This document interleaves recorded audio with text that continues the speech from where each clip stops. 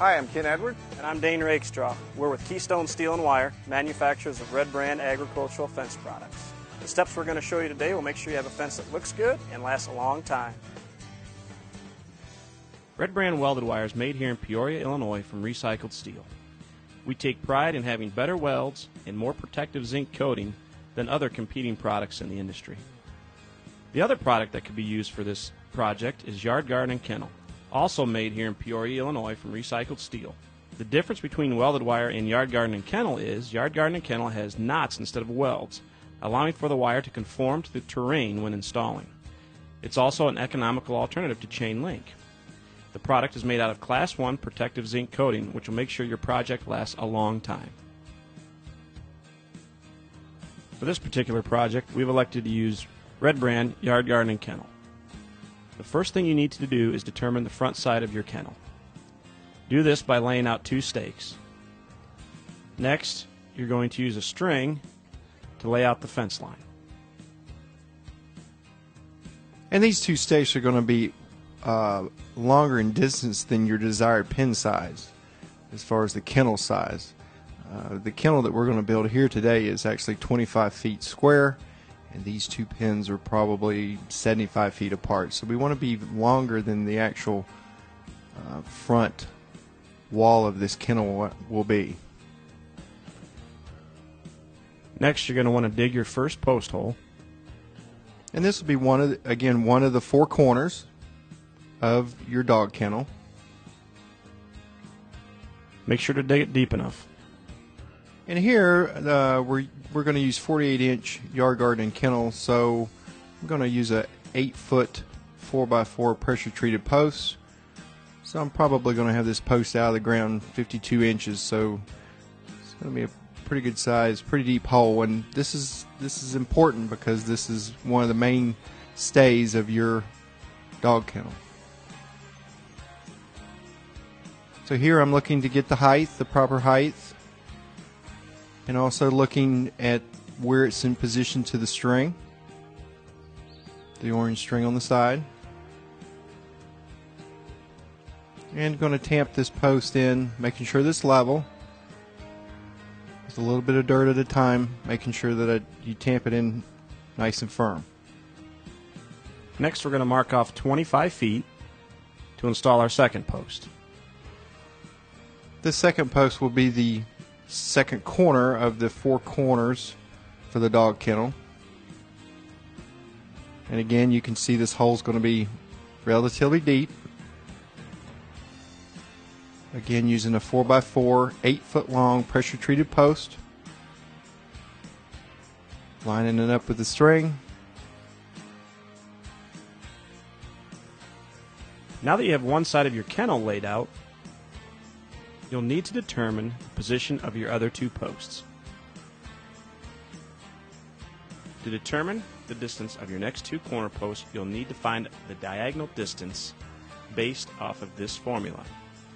To find C, you'll need to determine the square root of A squared plus B squared. For our kennel, that would be 25 squared plus 25 squared, which equals 1,250. And the square root of that is 35 feet, 4 inches. Now we will use a technique called the sweep technique.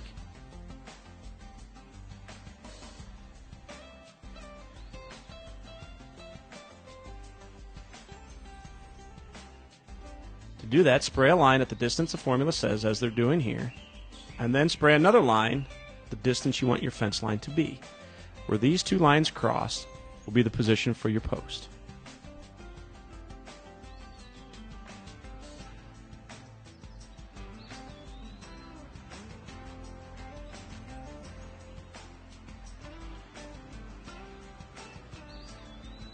The next line of your kennel, drive a pin and draw the string around it.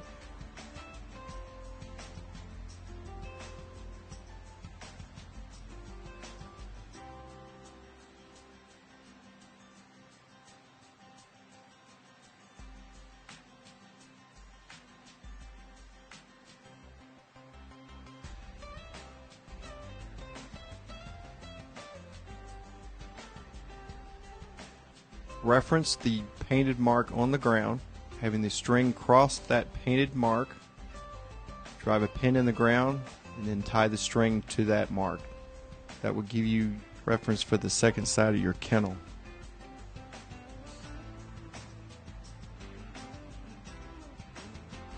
This may seem a little confusing at the time, but continue to watch. We'll have an overhead shot that'll make more sense.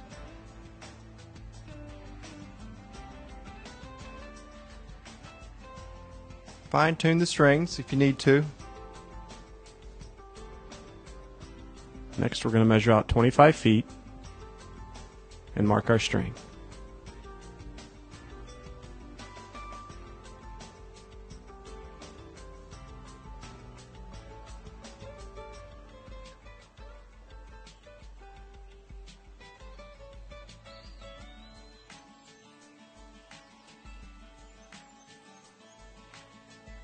Next, we want to establish the third side of the dog kennel. Here again, driving a stake in the ground that we'll tie the string to. When driving that stake, you're referencing the mark you made on the string. You'll need to adjust it, but you should be able to get it close.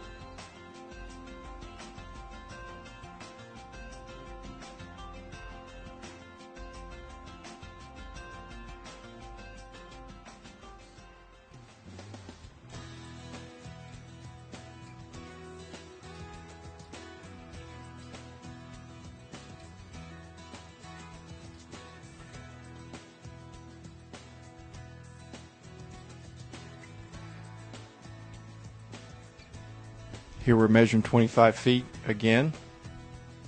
Going to make a mark on the string.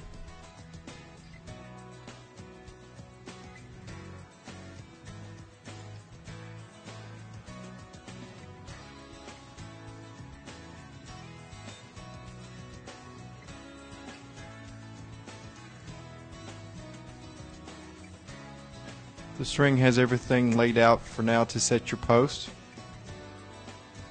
And set your next two corner posts to height.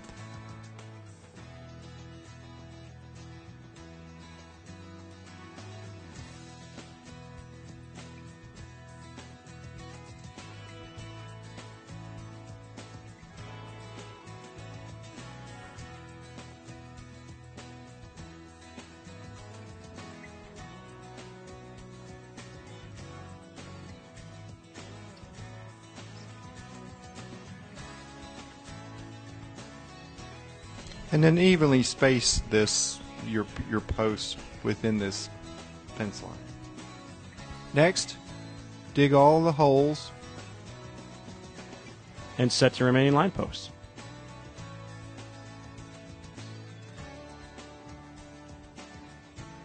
Here we're pulling a string from corner to corner across the top. This string is going to be used to determine the height of our posts.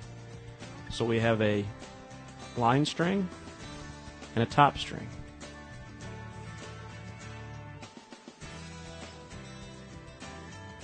As you can see here, Ken's using the top string to set the height. But we've also got the line string up front, so our fence line is nice and straight.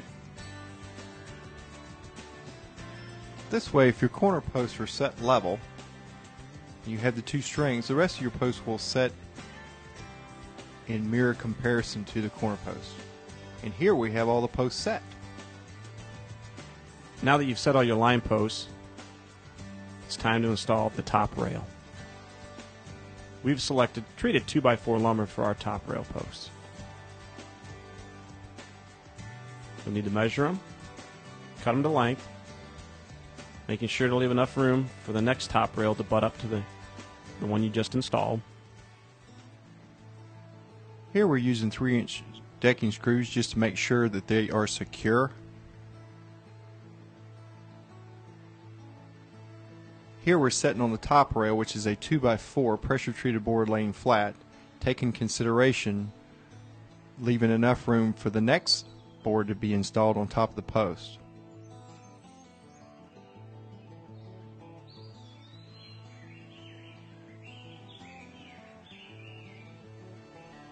At the corners, you'll need to cut the top rail at a 45 to accommodate the next top rail.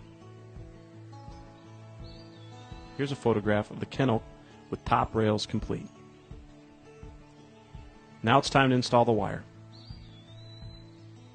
Again, we've selected 48-inch 2x2 yard, garden, and kennel.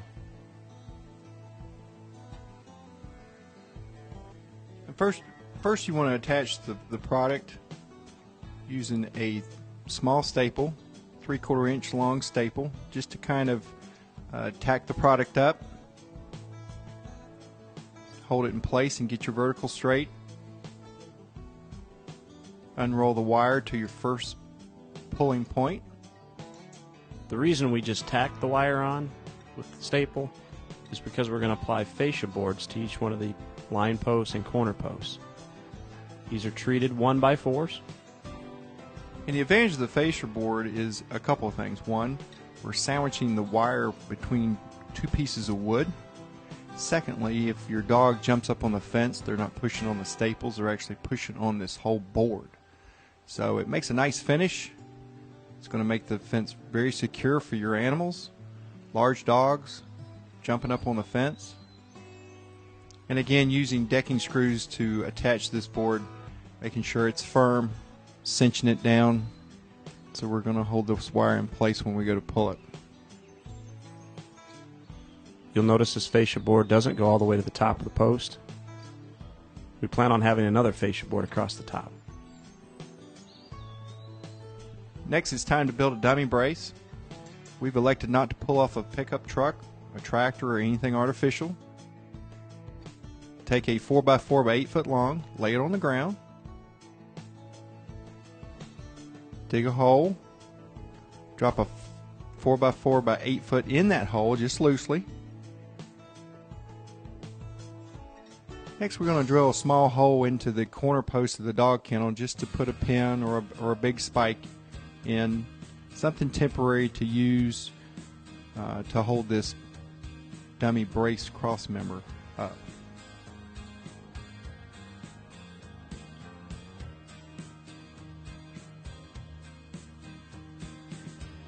Slide the dummy brace post onto the cross member.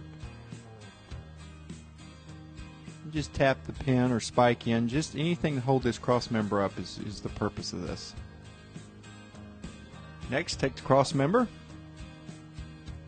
slide it over the pin that you have sticking in your corner post. Next, we're going to shim this post up just to keep it from wobbling back and forth too much, because again, this is temporary. Because this will all come down and get moved to the next pulling point. Now you'll need to install your fence stretcher. We've elected to use two 2x4s bolted together. This makes for a nice fence stretcher, very, very economical. And if you use a 4 to 5 3/8 diameter bolts, it's going to hold this wire really nicely in this stretcher, keep anything from slipping. Next, we attach some chains. And we're going to put a chain at the top and one at the bottom.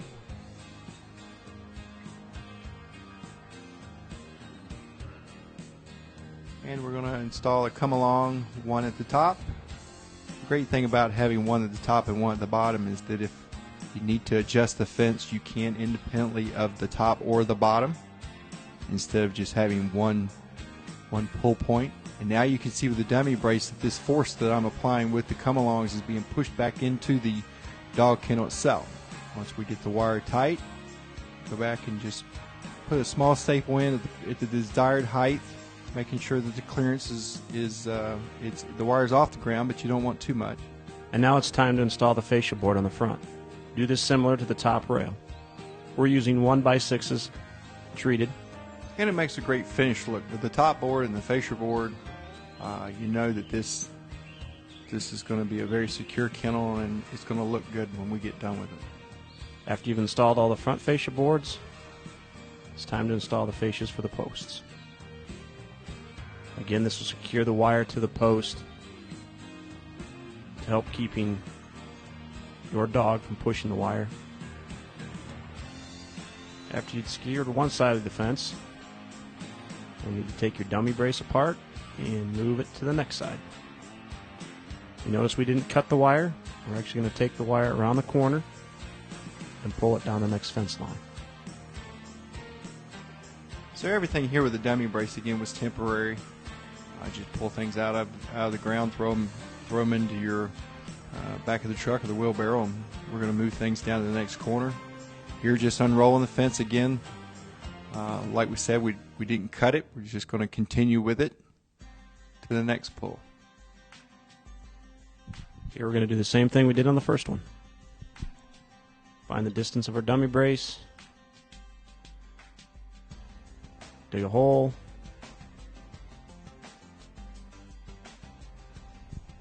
Once we've done that and we've pulled the wire, we go back and install the front fascia boards.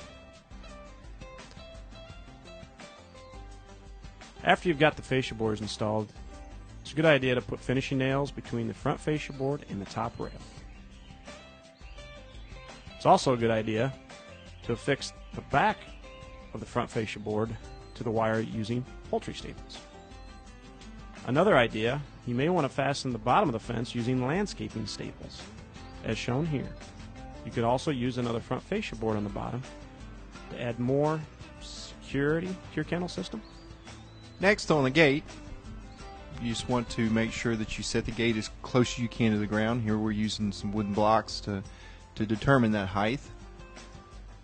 You want to mark for the hinges that are going to be installed into the post.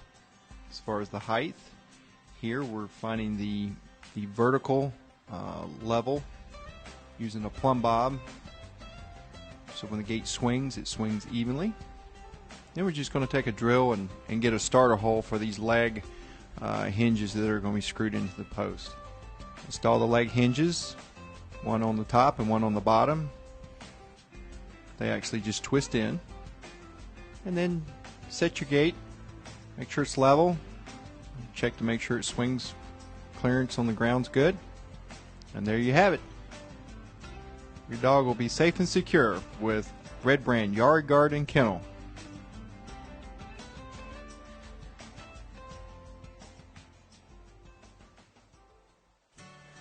We hope that the techniques that we showed you today are beneficial in your fence construction project. The tools we used today can be found at your local ag supply store or on our website. Also, for a list of local Redbrand dealers, log on to redbrand.com.